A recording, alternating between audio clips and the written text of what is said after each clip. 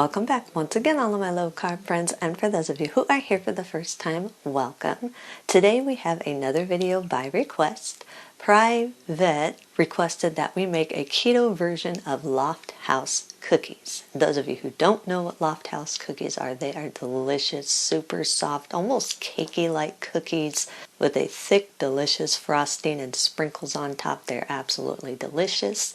And these ones that we are going to make today are just as delicious. And if you want a printable version of this recipe, you can check out my website at janet'sdeliciouslowcarbkitchen.com. You can find a printable version of this recipe and other goodies there for you. And if you're new to the channel and you want to see lots of easy, delicious, low-carb keto recipes, make sure you click that subscribe button and click the notification bell that's right next to the subscribe button. That way you can be notified every time I put out videos every Wednesday and Saturday. And if you'd like to help support the channel, make sure you scroll down in the description of the video. You'll see some affiliate links. Anytime you purchase anything using those affiliate links, a small portion of your purchase will go to me and help support the channel. So, while we do all that, let's get cooking.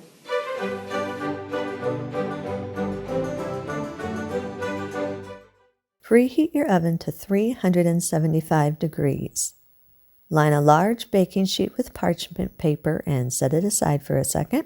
In a large mixing bowl, combine 94 grams or around 3/4 cup of coconut flour, 5 grams or around 1 teaspoon of baking soda, 5 grams or around 1 teaspoon of baking powder. Now I know normally when we are doing coconut flour, we always use baking powder because in my opinion that works best. But for the texture of these cookies, a combination of a little bit of baking soda and a little bit of baking powder creates that light, soft, almost cakey texture that you want in these cookies. Add 1 gram or around 1/4 teaspoon of salt and 61 grams or around 1/3 cup of the granulated sweetener of your choice. I'm using granulated monk fruit sweetener. You can use whatever granulated sweetener you want. You can also adjust this more or less depending on how sweet you want your cookie. Sift or whisk these all together until they're fully combined and there are no lumps in the dry ingredients. Add 3 large room temperature eggs. Make sure they are room temperature so they stir in more smoothly. Stir the eggs into the dry ingredients until everything is fully combined and all the dry ingredients have been moistened by the eggs. Add 1/4 cup of room temperature butter that's been slightly softened. Make sure it's just softened. You do not want this melted at all. Use a wooden spoon and chop the butter into small pieces just until it starts combining with the rest of the ingredients. Then use your hands and massage the butter into the ingredients until everything is fully combined and smooth. Add a 1/2 cup of room temperature plain Greek yogurt or sour cream. Make sure it is room temperature so it stirs in easily and you have a smoother dough. And 2 teaspoons of vanilla extract. Stir everything all together until everything is fully combined and you have a smooth, soft dough that's formed. Form the dough into a ball. Then massage the dough in your hands for around 2 minutes. This is to make sure that all the ingredients are fully combined and also to help test the texture of your dough, making sure that everything is holding together really well. Place the dough back into your mixing bowl. Then scoop the dough out around 2 tablespoons at a time onto your prepared baking sheet. Roll each scoop into a smooth ball.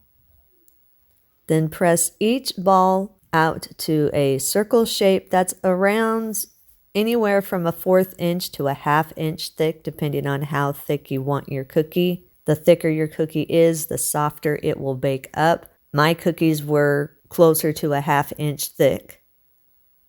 Once they're shaped, place the cookies into your preheated oven and bake at 375 degrees, anywhere from 12 to 14 minutes or just until they're very lightly golden around the edges.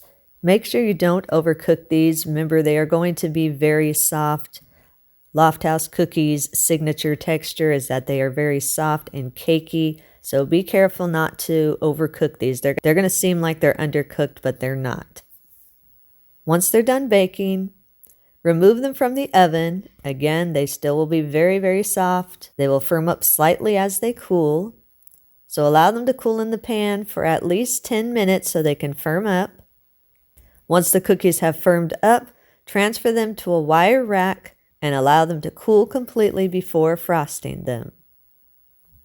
For the frosting, in a large mixer bowl, place 1/4 cup of very soft butter. Make sure it's just very soft but not melted.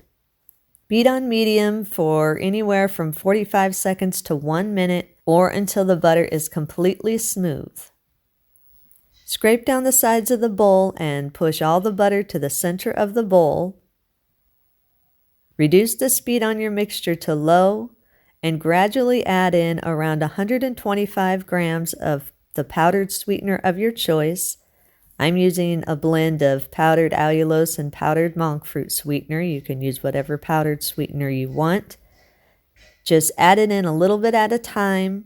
Do not add it in all at once. It doesn't mix in as well if you do that. So add it in small amounts, let it mix in, then add a little bit more. You can stop the mixer and scrape down the sides as needed. Add 2 tablespoons of room temperature milk of your choice and 1 teaspoon of vanilla extract.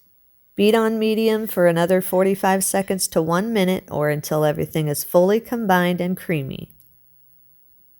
Scrape down the sides of the bowl and push the frosting to the center of the bowl. Now if you want a little bit more thick, sturdy frosting like they have on the Lofthouse cookies, then add 1 teaspoon of coconut flour and beat on low just for about 15-20 seconds, just until the coconut flour is fully combined with the frosting. Once the frosting's made, check on your cookies. Make sure they are completely cooled. You don't want to try to frost them if they have any warmth in them. Once the cookies are completely cooled, pipe your desired amount of frosting onto the cooled cookies and use a knife to smooth the top of the frosting out so you have a flat top. Then sprinkle your desired amount of rainbow sprinkles over the top of each cookie. You can eat these immediately. If you have any leftovers, you can store them in your refrigerator in an airtight container for up to 1 week. Eat and enjoy. And that's our recipe of the day. I hope you enjoyed it. If you did and you want to see more videos like this, make sure you click that thumbs up like button, click that subscribe button, leave me a comment if you want to. Let me know if there's any recipes that you'd like to learn how to make, and I'll do what I can to get those out there for you. And as always, keep cooking.